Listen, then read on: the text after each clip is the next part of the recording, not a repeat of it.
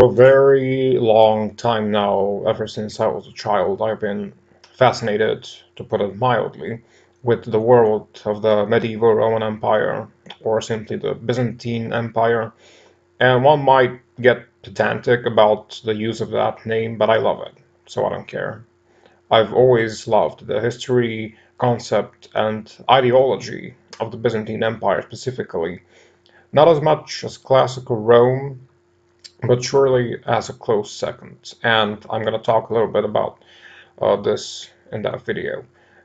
In the background, while I speak, you'll see one of the fruits that came out of my love for the Byzantine Empire.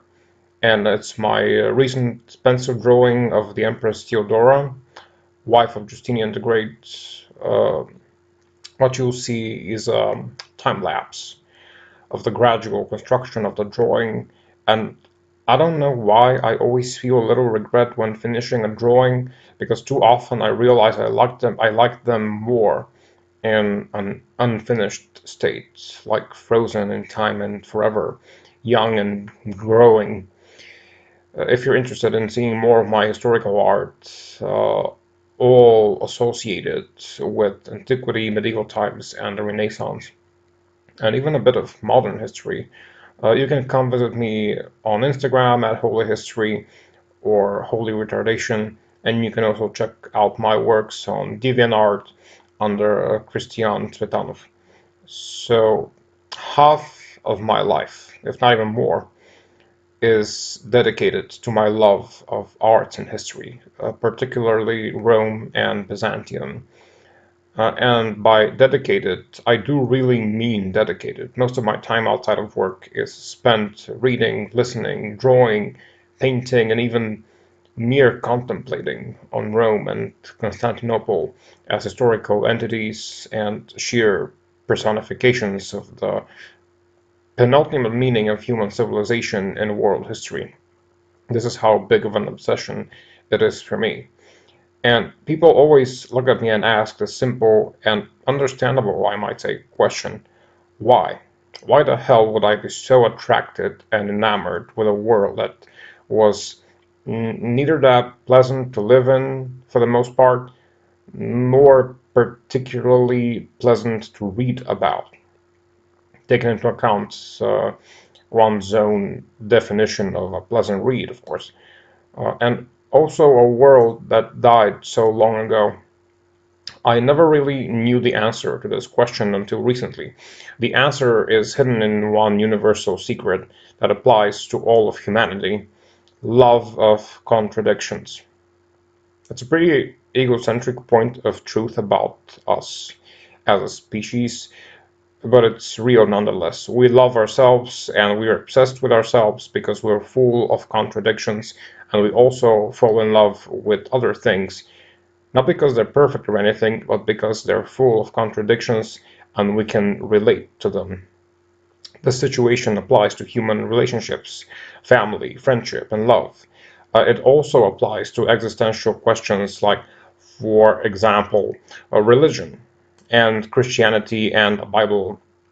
The Bible is a horrible book in terms of moral tradition, and yet people love it and obsess with it because it's full of contradictions, and its God is a God of who's egocentric, butthurt, and maniacal, and because people are the same, they relate to him and love him and so on.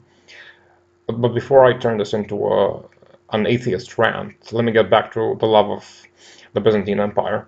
The Byzantine Empire is supposedly one of the pinnacles of the history of Western civilization, as the spiritual center of the world in terms of both political power and religious status quo. The Basileus was the father of all people, the Christian God was the father of all things, and Jesus was the savior of all souls. A place like this would be presumed to reign supreme in terms of morality, civility, and high-quality social conduct.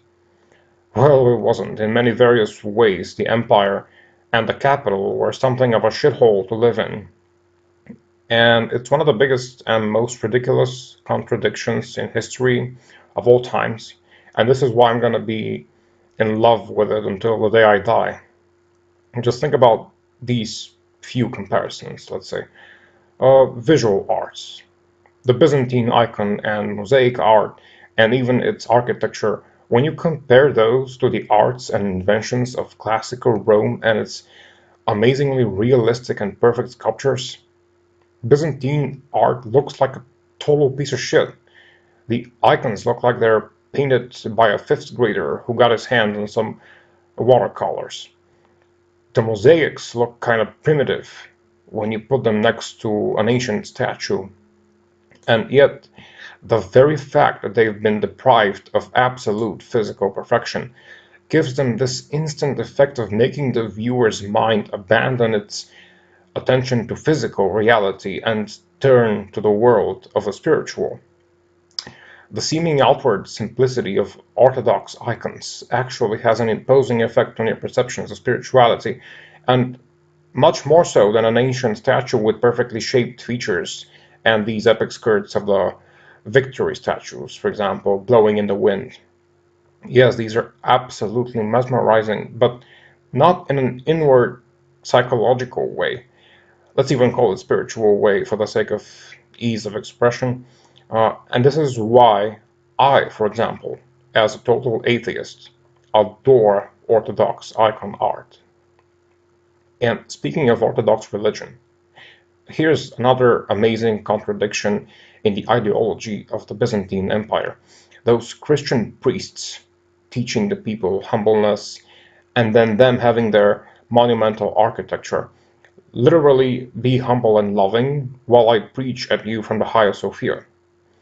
And then leave aside religion. In the capital city, there was a fascinating combination of extreme riches and extreme poverty and poor quality of life. These lavish spectacles of royalty and art and power were put next to extreme episodes of gruesome violence and appalling life conditions, especially during the time of the Nika riots and the Justinianic plague. And I could probably go on for hours enumerating things like this. And I know it's true. Contradictions like those are found everywhere around the world and throughout history and in life in general. But in the case of the history of monumental civilizations, I think those are not contradictions that fall into the regular basket.